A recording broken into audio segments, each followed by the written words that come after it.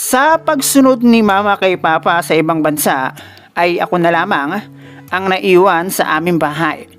Although kung minsan ay may pagkakataon na sa bahay natutulog ang ilan sa aking mga tita o mga pinsana. Pero madalas ay ako na lamang dahil dalaga na naman raw ako at yakang-yak ako na ang mag-isa sa bahay. Hanggang sa ang isa sa aking kapitbahay ay aking maging boyfriend at madalas kaming magkita sa labas tuwing uuwi ako galing ng school.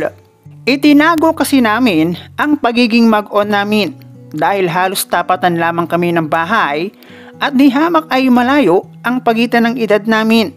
Doble pa nga ang layo ng edad niya sa akin.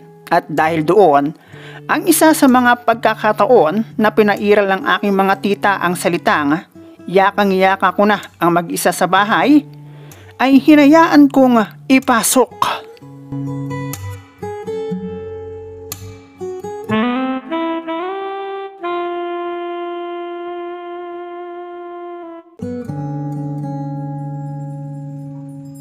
Katulad ng ibang padre di pamilya, isa ang papa ko sa mga nagdesisyon para mag-ibang bansa para sa mas malaking kita. Itago mo na lang ako sa pangalang Ashley, 20 years old, at tulad ng ilan sa iyong mga tagapakinig o di kaya'y tulad kong mahilig magbasa ng mga love story, ay gusto ko din ang mag-share ng kwento, buhat mismo sa aking sariling karanasan. Elementary pa lamang ako, ay nag-ibang bansa na si papa, kaya't si mama at ako na nag-iisa nilang anak ang naiwan sa bahay.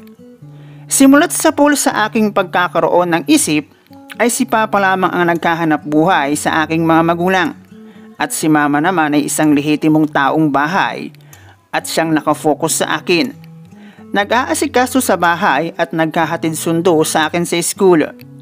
Bagamat hindi nagkukulang ang aking mga magulang, ay nagdesisyon pa rin si papa na mag-ibang bansa para sa aming kinabukasan.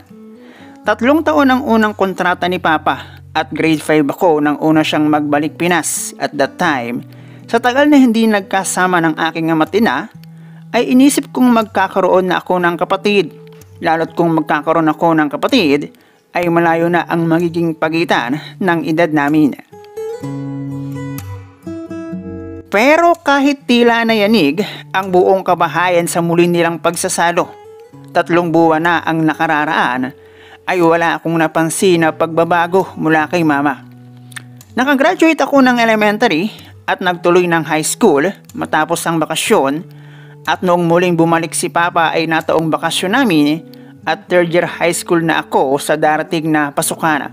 Bata pa si mama at hindi pa huli ang lahat para magkaroon ako ng kapatid.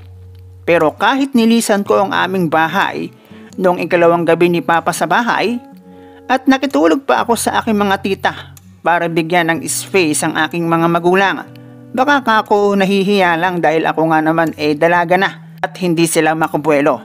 Pero still wala pa rin. Hanggang sa inabot na lamang ng pandemic si papa sa ibang bansa, sa muli niyang pagbalik ay talagang hindi na ako nagkaroon ng kapatid. Simula noong ako ay mag-high school, kahit maluwag kami sa pera, ay ginawang pampalipas oras ni mama ang manahi, repair sa murang halaga. Hindi rin naman kasi magastos o maluho ang aking mga magulang. Dahil kahit abroad si papa at may maayos na sahod, ay halos walang ipinagbago ang bahay namin. Maliban sa pagkakaroon ko ng sariling kwarto dahil sa aking pagdadalaga. Hindi naman sa pagyayabang, hindi dahil sa nag-iisa akong anak at babae pa, at halos sunod ang lahat ng aking layaw, ay may itsura akong babae, 5'4" in height, hindi man kaputian pero dahil sa lusog ng aking hinaharap, isang maling sulyap mo ay siguradong yanig ang mundo mo. Walang sikreto, basta ganoon na lang ang naging pag-usbong niya, simula nang datingan ako ng buwan ng bisita. At sa maniwala kayo o sa hindi, ay never akong nagkaroon ng boyfriend noong junior high. Hindi sa mapili ako sa lalaki, hindi ko lang din magets ang sarili ko kung minsan. Dahil sa totoo lang, ay marami ang gustong lumigaw sa akin noong ako'y junior high. Ang totoo niyan, meron akong crush pero hanggang doon na lang yun at binasted ko siya ng kanya akong ligawan. Sa totoo lang, ay nakaabot ako ng unang taon bilang senior high nang hindi ko alam kung ano ang gusto ko sa isang lalaki. Hanggang sa nakatapos ako ng senior high ay hindi ako nagkaroon ng boyfriend. Hindi ako nagkaroon ng boyfriend sa panahon ng aking junior and senior high. Pero pwede kong sabihin na ang high school ang pinakamasayang parte ng aking pag-aaral. Dahil sa na-enjoy ko naman ang taon ko ng pag-aaral bilang junior and senior high. Pero nitong dumating ang 2023, hindi pa nakakaalis si mama papuntang ibang bansa. Plano pa lang ay isang dating kapitbahay ang muling nagpakita. Walang special sa amin dati pa, hindi rin kami nag-uusap, basta wala lang. Unang-una, dahil sa pangalan ko lang siya kilala at di hamak, ay mas may edad siya kesa sa akin. At hindi lang yata 10 beses ko siyang nakita na nagsama ng iba't ibang babae sa bahay na kanyang tinutuluyan. Iyon ay dahil halos tapatan lang kami ng bahay. Kumbaga, kilala ang lalaki na ito bilang chick boy kuno ng aming mga kapitbahay. Wala namang nagbago sa kanya, halos yun na yun pa rin siya. Itago na lang natin sa pangalang Anthony. Hanggang sa bago matapos ang taon ng 2023 ay lumipat na si mama pa ibang bansa. Ang simula ng aking pagiging independent. Kung iisipin naman talaga sa pag-graduate ko ng grade 12, dapat tapos na ako ng 2 taon sa college. Yun nga lang, ay naging K-12 siya pero ganoon na rin. At itinuloy ko ang aking pag-aaral bilang nursing. Ayon na rin sa napagkasunduan namin ni mama. Sa pag-alis ni mama, noong una sina tita o kung hindi man, ay ang aking mga pinsan ang aking kasama sa bahay kapag gabi. Hanggang sa makasanayan ko na rin ang matulog ng nag-iisa, mag-asikaso sa bahay na dati hindi ko naman ginagawa. Sa pag-alis ni mama, hindi ko masabing malaya ako. Dahil simulat sa pool naman, ay hindi mahigpit sa akin si mama. Pero iba kasi noong halos lahat ng kilos ko, dahil wala si mama ay sarili ko ng desisyon. At sa cellphone ko na lang nakakausap ang aking mama at papa. First time ko ang mag-Christmas and New Year noong pumasok ang 2024 nang wala ang ni isa sa aking magulang. Nasa bahay ako pero anong dahilan para maghanda?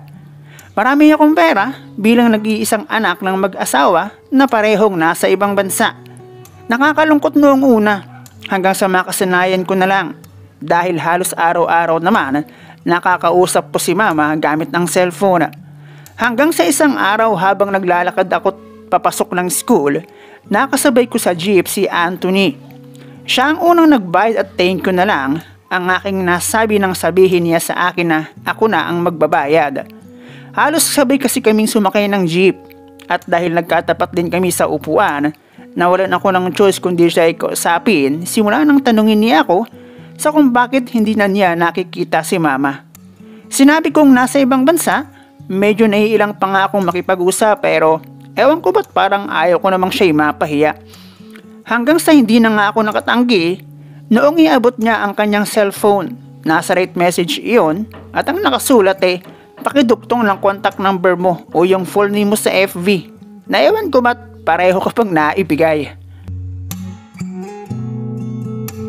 At dahil doon, nagsimula ang aming komunikasyon na uwi sa kanyang panliligaw sa akin na hindi ko naman mapahindian. Na para bang mayroong magandang pagbabago, simula nang magkaroon kami ni Anthony ng komunikasyon sa hindi ko malamang kadahilanan. Hanggang sa yun nga't hindi na rin ako nakatanggi, nangyayain niya akong kumain sa fast food na unang beses ko palang naranasan. Lalo na ang mayroong isang lalaki ang sa akin ay nag-aasikaso. Madalas din naman kaming kumain ni mama sa labas pero ako ang nasa counter. Noong una nga dahil hindi ako sanay ay parang nahihiya pa ako.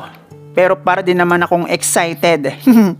At ang lahat ng iyon ni isa sa aming kapitbahay, higit sa aking mga magulang ay walang nakakaalam. Hanggang sa ang pagkikita namin sa labas ni Anthony para mag-usap ng personal at kumain bago ako umuwi sa bahay ay nauwi sa kanyang panliligaw sa akin.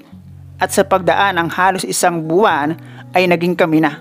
At iyon din ang unang beses kung kailan ako nagkaroon ng boyfriend. Nakaramdam ako ng saya Kako, ganun pala ang mayroong boyfriend. Imagine, 19 years old ako noon pero iyon ang unang pagkakataon na nagkaroon ako ng boyfriend. Ang matindi, dahil halos tapatan ang aming mga bahay, gamit ang cellphone ay, "Love, dungaw ka naman sa bintana.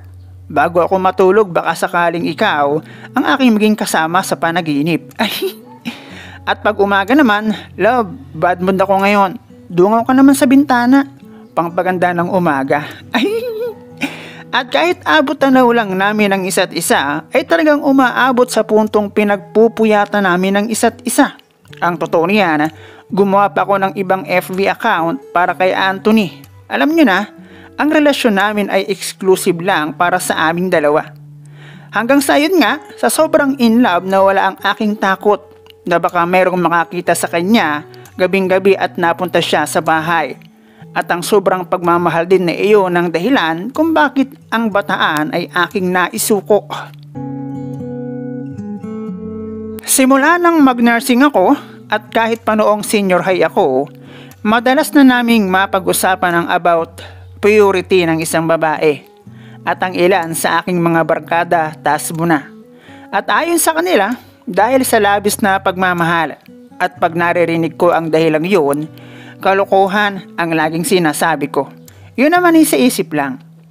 Na hindi ko inakalang mangyayari sa akin. Tapos ang matindi yung lalaki na yun, simula sa aking pagkabata alam kong chick boy. Alam nyo ba kung ilang taon si Anthony? Na aking unang boyfriend at nagpasuko ng bataan. 40 years old lang naman. 20 years lang naman ang pagitan ng edad namin. At kung paano kami nagkahiwalay? Actually wala kaming break up. Tulad ng bigla na lang niyang pagkawala sa lugar namin, ang paalam niya sa akin, pinapauwi siya ng probinsya. Isa daw kasi siya sa tagapagmana ng lupa sa kanilang probinsya at kailangan niyang asikasuhin. Pumayag man ako hindi ay mukhang wala naman akong pagpipilian. At pagising ko isang umaga, wala nang Anthony na nakadungaw sa bintana. Masakit, mahal na mahal ko siya pero masakit talaga, promise. Uwi ka na please. Miss na kita.